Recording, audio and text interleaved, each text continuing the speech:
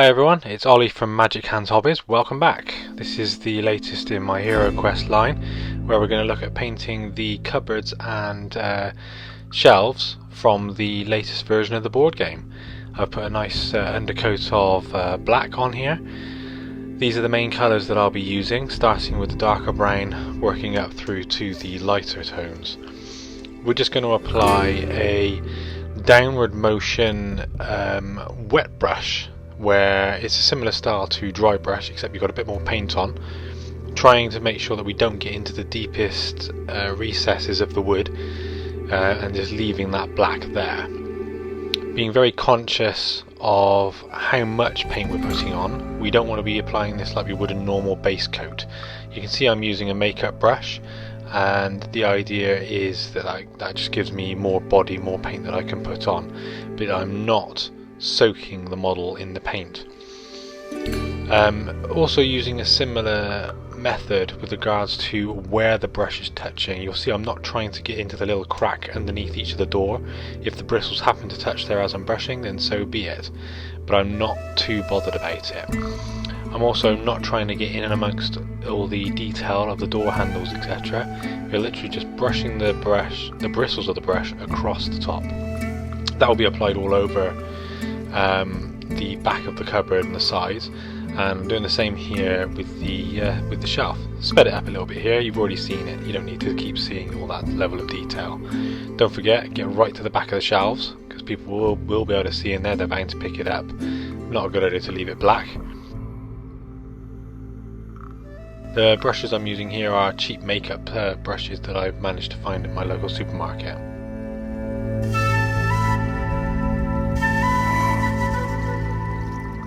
The process for painting the wood is very quite simple here. At first, with regards to going across the wood grain, I'm not too bothered whether I follow it or don't follow it, but as I start to go up now through the lighter tones, I will be going across, so perpendicular to the actual grain itself, so that you are leaving the darker recesses. Taking more time here now with the next colour. Focusing on hitting the light on the top of the doors here.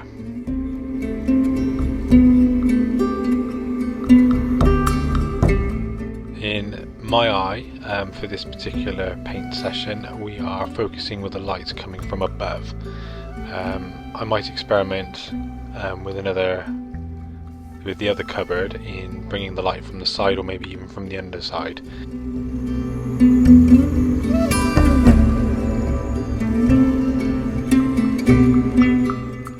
Here's the back of the cupboard. Same process. Careful how much paint you apply. What you don't want to do is undo what you've already done.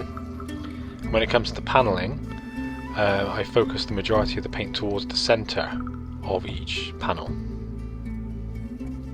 So you can see there is effectively shadow all the way around.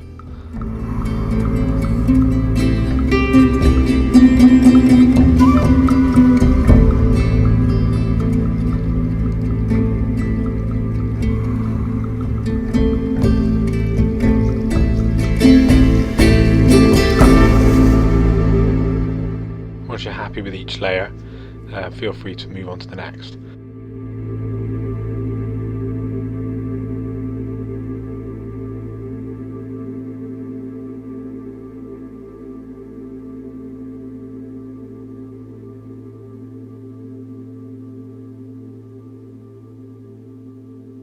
The area in which we're painting is progressively getting smaller and smaller, and the paint getting lighter and lighter.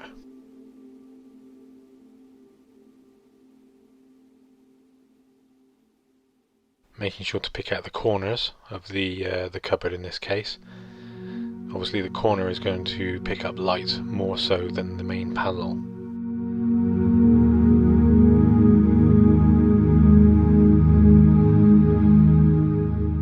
Already I'm starting to like the effect on the doors.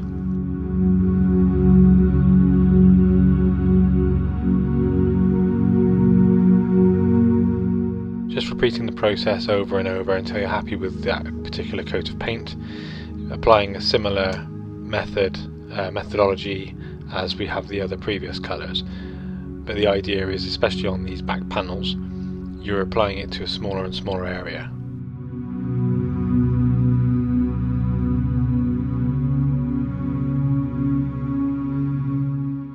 Now what I've done there actually isn't as good as it should have been. You can see I'm going with the grain, and you can see that the paint is actually depositing itself into the veins, into the grain of the wood, which is not what I wanted to do. I should have gone across each panel perpendicular to it to make sure that didn't happen. Don't forget the top of the units. Obviously that's what everybody's going to see. Whilst there's not as much detail on here, which is rather disappointing, it's a shame that there's not as much detail on there. You still need to pay attention to it because people are going to see it.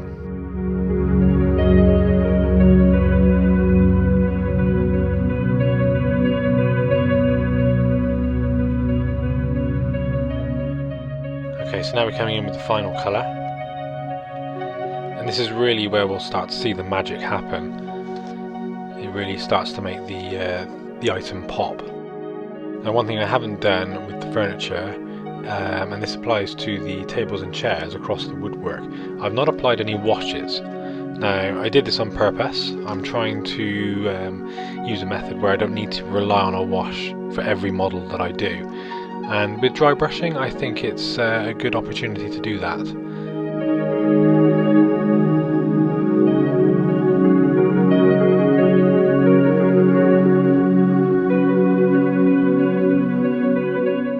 Be selective with the lighter colours. You don't need to have it everywhere.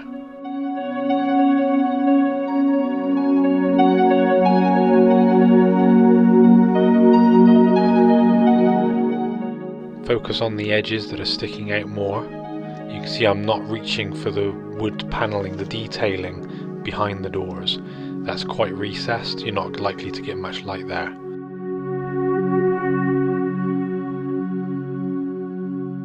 Now you see here I'm going across the grain now. This is what I should have been doing from the start.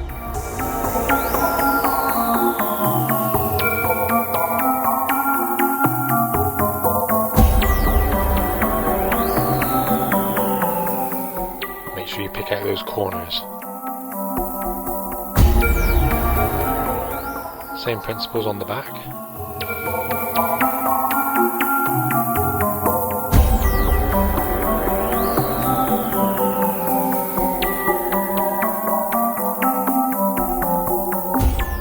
Focusing the light from above, moving down onto the panels,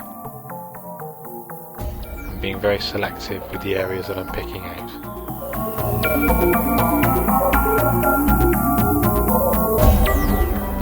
Again, I should have gone across the grain here, not down the grain.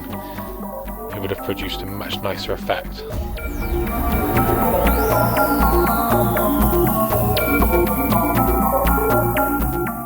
Still, I think it looks pretty good. I'm happy with it.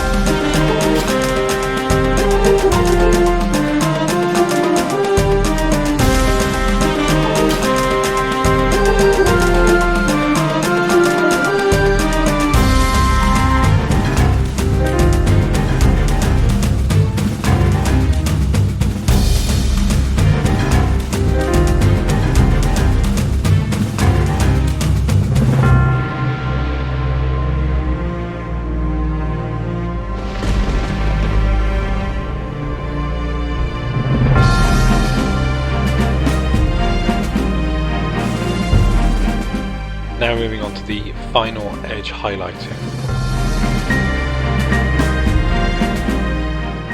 Just being very careful, pick out just the edges and the uppermost surface where the light will be hitting. We don't need to go over the whole model with this, we just want to pick out the edges, the corners, and wherever there is large exposure to light. So all of the corners, the tops of the doors, the top and bottom of the unit.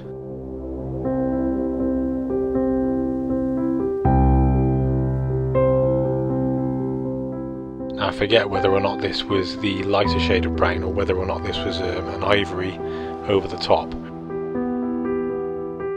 Most likely it was an ivory, because I don't believe that the earth paint was bright enough for this.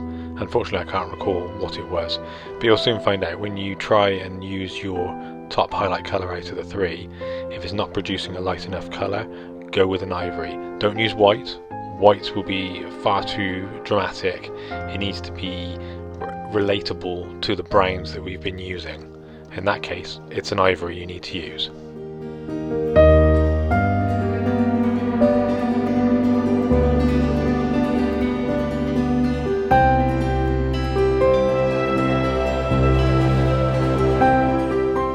Right, so now we're moving on to the finer details. Not many details on the cupboard. As you can see, it's just the hinges and the handles. We've already got paint established. I don't need to go back with a black colour, which is what I normally would do.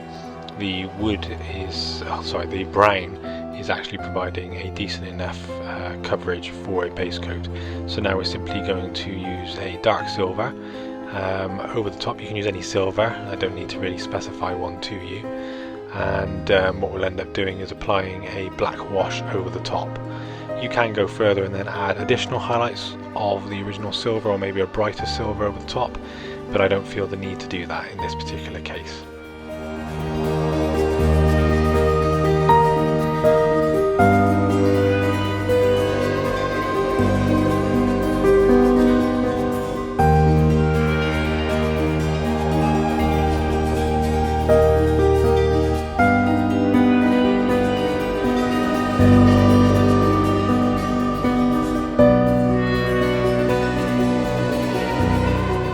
Okay, so moving on to the bookshelf, I've applied exactly the same process with the wood, and what I'm doing now is just going over the books and the skulls that are on the shelves and applying the base layers of paint.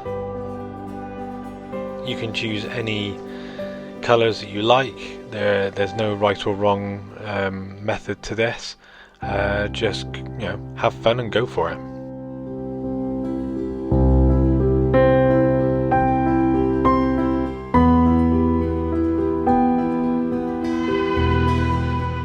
Right, so here's the finished article with regards to all of the base colours down that I want.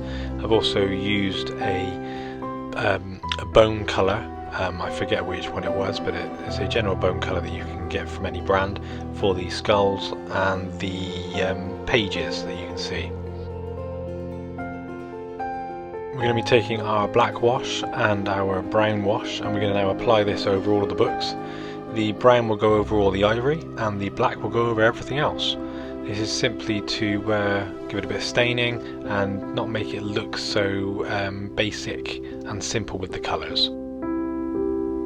Be careful not to let it pool too much.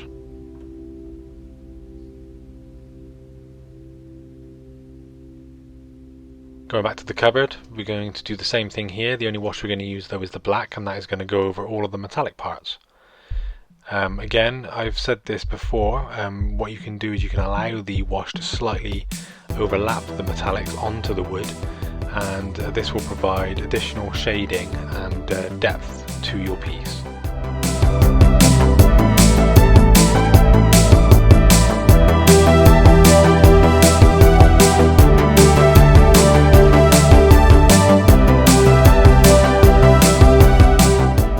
I'm also applying the brown wash on top of this. This will give a staining to the metallics, almost as if it is very old and beginning the rust process, the oxidation process. So here's the bookcase finished. You can go in and apply additional detail if you wish, and highlight the books, highlight some of the seams along the spines of the books. Here's the cupboard. Quite happy with this. It's a shame about all the little bits that you can see that have been captured in there. I believe that's dust that's settled whilst I've been painting. But you're not going to notice it. You're going to be 2-3 foot away from it on the gaming table.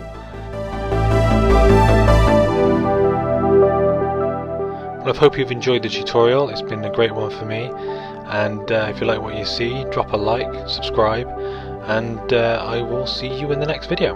Bye!